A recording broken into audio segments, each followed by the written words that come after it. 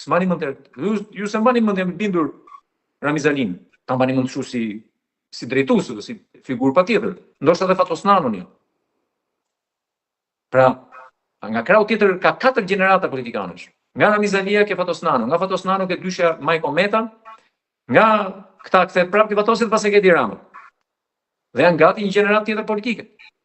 Ndërsa këtu ne vazhdojmë akoma me gjeneratën Sali Berisha dhe kush i lëpijet më shumë Sali Berishës. Unë prandaj kam qenë kritik. Zoti Kardini, tek mund të keni më shumë, ndoshta mund të më shumë shpresë ju morë një emër pak më lart shembull Zorin Tabaku, e cila ndoshta mund të jetë më çliruar me vota që mori, që ndoshta mund shkojë deri te 20.000 vota, që mundet të marrë një nismë tjetër brenda Partisë Demokratike, duke qenë se ajo futet në parlament nga qytetarët, nuk është nga brenda 5 vjeçës, sepse nuk po flas për pjesën tjetër të Bardhit apo Gjek Marka që mund të rebelohen, por nga Zoja Tabaku, e cila erdhi me votat e qytetarëve aty, jo me listën e kryetarit. Pra, mund të ketë një dritë fund tunelit që mund të jetë ajo.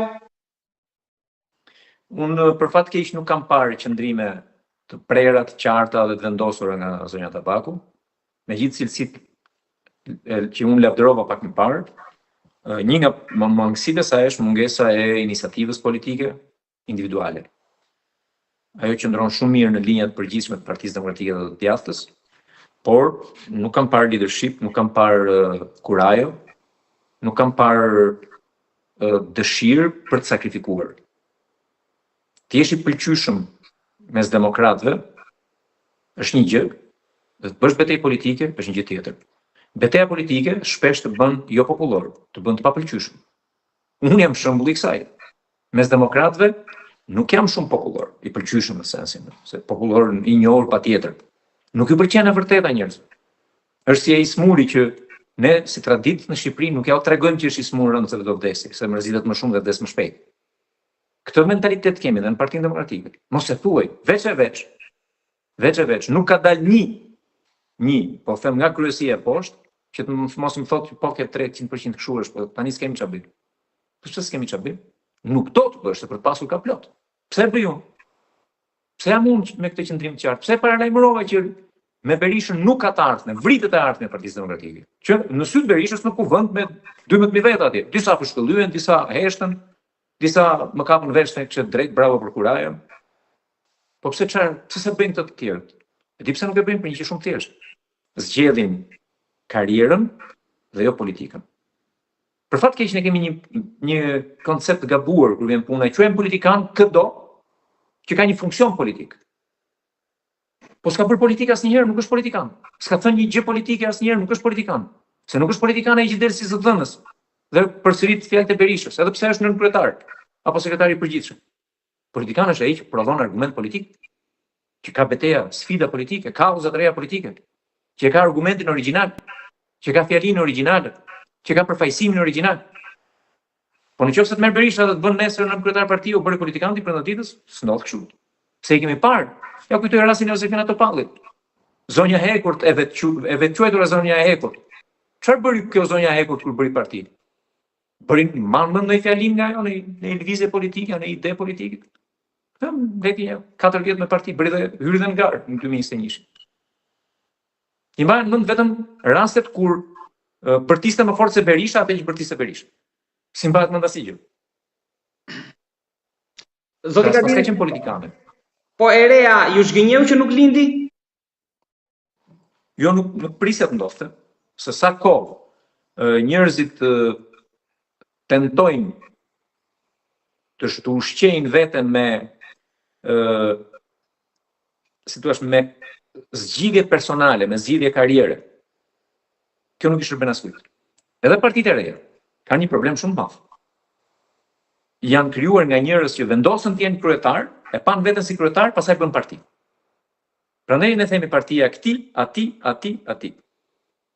Kë ka lapaj në parti përveç vetes? Që ke marrë një intervistë dhe i ke bërë 2 pyetje. One man show. Tani po tjetë për one man show, Berisha dhe Rama janë më të zotë, kanë dhe më shumë mjete, kanë dhe më shumë përvojë, kanë dhe më shumë ndjekës. Po tjetë për të lloj modeli. Partia nuk lind si vullneti i kadillit. Ngrihem unë në mëngjes, pi kafen e mëngjesit dhe them do bëj parti sot. Jo. Partia vjen si produkt i një lëvizje. Një lëvizje ku bashkohen njerëz që ndoshta debatojnë ashpër me njëri tjetrin për të gjetur pikat e përbashkëta pse mund të bashkohen dhe pse mund mos bashkohen. Çfarë i shqetëson? Çfarë është zgjidhja? Atëherë mund të lini një parti dhe prej tyre del dikush. Po ka një problem konceptual përsëri. Për fat keq, ne kemi një histori të mitizuar.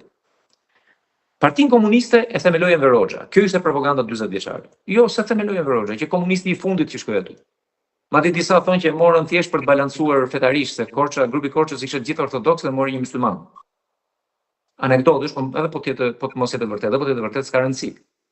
Nuk ishte një person që kishte bërë betejë politike, kishte bërë Qemal Stapa, kishte rënë në burg, Vasil Shantov, Koço Tashko e shumë të tjerë, kishin bërë betejë politike, kishin bërë greva gjëra. Enver Hoxha s'kishte bërë asgjë, rinte shiste ke kafe Flora.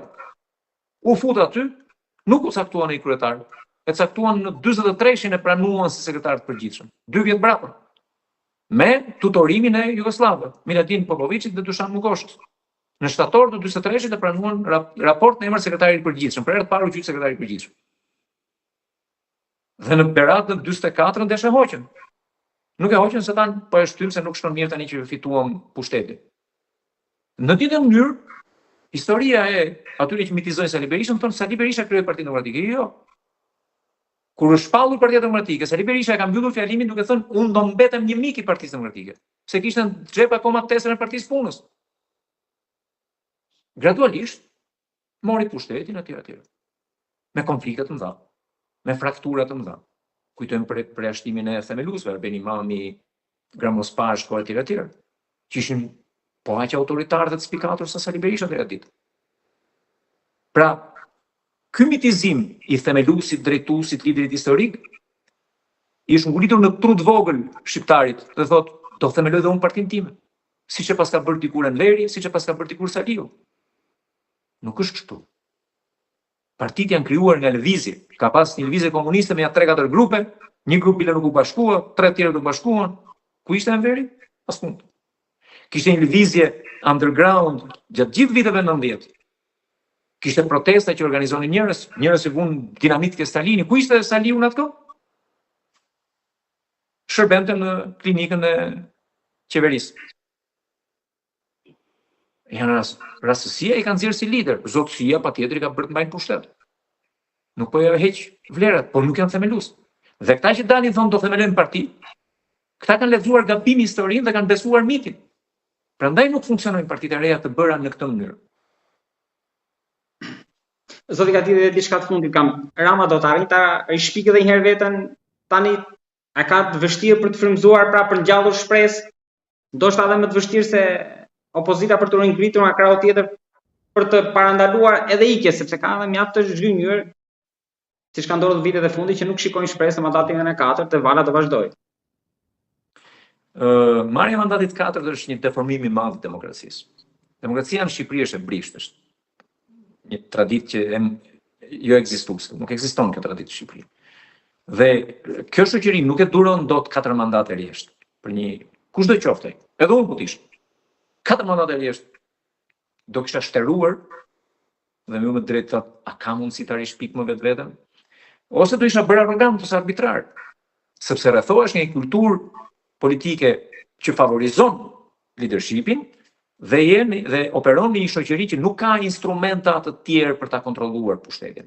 Ne nuk kemi instrumenta jo publik të krijuar nga shoqëria, që kur flasin ato vendoset hierarki, ndahet e mira dhe e keqja, poja dhe joja. Ne nuk i kemi këto. Për ta kuptuar shqiptarët. Çmimin Oscar nuk e jep qeveria amerikane. Po kush merr çmimin Oscar është një autoritet dhe japin profesionistët mes tyre. Kjo është ajo që ne na mungon. Kush e jep çmimin politikani i mirë, gazetari i mirë, biznesmeni i mirë, profesionisti i mirë? Ktu kanë jep qeveria të gjitha. Dhe prandaj ne nuk kemi instrumente jo politik të krijuar nga njerëzit, nga komunitetet, nga grupet që të jenë garant për të mbrojtur demokracinë dhe interesat e tyre. Të jenë grupe presioni, grupe interesi, jo ne nuk i kemi këto. Dhe prandaj vetvetiu ti degradon në arrogancë. Edhe sulm mos jesh i lindur i tillë. Do jeti Rama i Zotit ta shpik vetveten, Rama ka shtëruar për mua prej kohësh. Po ta shikoni Rama bën në një përmas kombëtare atë që bënte në përmas lokale në bashki. Estetizon qytetin, bën transformime estetike të rëndësishme pa diskutim, nuk jam nga ata që i quaj fasad, jo, nuk jam fasad, janë cilësi jete. Sepse ngrihemi mëngjes dhe lajemi dhe ruhemi dhe kruhemi, pse i qetim flokët? Nuk kam bukë nga kjo, nuk ushqehemi më mirë, nuk na zgjatet jeta, por kemi kënaqësinë për estetike, për të qenë mirë me vete. Njeriu u dallua nga kafshët kur mori një copë frëngjill dhe vizatoi në shpellë. Dhe Rama këtë e di dhe e përdor. Puna është a do rishpiket opozita, sepse Rama aty vegjeton vetëm prej opozitës të pamundur. Dhe kjo është një opozitë totalisht e pamundur për të ngritur. S'mund të bëhet e shkuar e ardhme. 2 herë ka qeverisur Shqipërinë Sali Berisha. Shqiptarët ja kanë dhënë atë dobinë e shprehjes, më bëj një herë nuse se di si nuseroj. Ja dhanë, e bëri. I tani nuk është më bëj disa herë nuse që të nuseroj, që të mësoj të nuseroj. 34 vjet në politikë, vetëm ai. Dhe ka dhe një që ka ngrirë konkurrencën politike Sali Berisha. Që nga 2009, gara është Berisha, Rama. Edhe në 2009 ka fituar Edi Rama. Kokë për kokë, Partia Socialiste, Partia Demokratike ka marrë 1% më shumë Partia Socialiste. Ne kishim një koalicion me 16 parti, ai ishte me 3 parti. Pra ne ishim 17 parti në koalicion, ai ishte 4 parti gjithsej. Natyrisht fituam ne, se ato partitë sa nga një pikë ujë u mbush koshi. Po në 13 të mundi me 1 milion vota. Në 17 të mundi vetëm. Në 21 ishim prapë vetëm. Se edhe në 17 në 21 Lulbasha ishte në krye, po fushatën e Edi Ramës, sa kujtojmë, me kështë thjesht. Me Lulin është e bukur, thoshte, voton 1 merr 2. Voton Lulin merr Salion. Dhe Monikën, nuk thoshte Lulin, merr Salion dhe Monikën. Me këtë gogolë mbyti presion, e bëri presion publikut që të mos votonin bashkë. Edhe në 2021. Pra gara ka qenë gjithmonë modeli Sali Berishës apo modeli Edi Ramës. Shqiptarët në të 5 garat kanë zgjedhur Edi Ramën.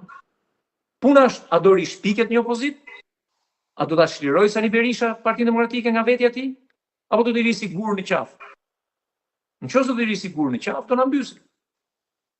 Do ta braktisi elektorati dhe strukturat e partisë gradualisht, dhe do vinë ke fakti që mund të lindin partizat të reja, por Rama e ka më kollaj. Me partizat vogla që nuk do arrin dot të ngjizin, sepse janë krijuar me këtë sëmundjen brenda me ADN-n keq, me ADN-n e liderit. Po që nëse do krijohet një lëvizje, po, mund të rishpiket opozita. Qeveria nuk ka çfarë shpik më vetëm. Zoti Gatiti, faleminderit shumë për analizën. Shumë faleminderit edhe juve për mundësinë.